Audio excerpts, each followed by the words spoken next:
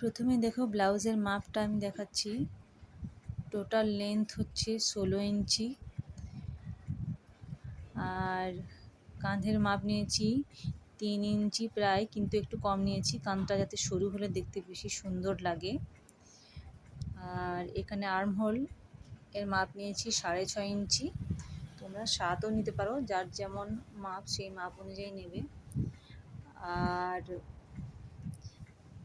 আমি নেক্সট ভিডিওতে তোমাদের এই ব্লাউজ বানানোটা দেখাবো। তো যারা যারা আমার এই ব্লাউজ বানানোটা দেখতে চাও তারা আমার চ্যানেলটি অবশ্যই সাবস্ক্রাইব করবে।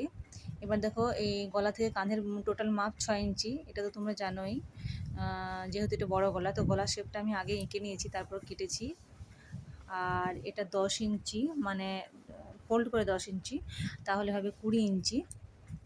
তো এটা 34 সাইজের ব্লাউজ বানাবো। এটা হচ্ছে লাইনিং কাপড়টা, এটা আমি পরে কাটিং করব, আগে সেলাই করে নেব। তারপর আমার সেলাইয়ের পদ্ধতিটা একটু অন্যরকম। তো তোমরা যদি আমার সেলাই দেখতে চাও, এটা ব্যাক সাইডটা দেখো একটু গলাটা বড় আছে। বাকি মাপ যা আছে একই, লেন্থ, আর্ম হোল, টোটাল সব একই, কিন্তু ব্যাক সাইডের গলার মাপটা বড় আছে। যে যেমন মাপ পড়তে চাও সে সেরকম মাপ নেবে। আর আগেই বলে রাখি, তোমরা আমার চ্যানেলটি অবশ্যই সাবস্ক্রাইব করবে, তাহলে তোমরা অবশ্যই ভিডিওটি দেখতে পাবে।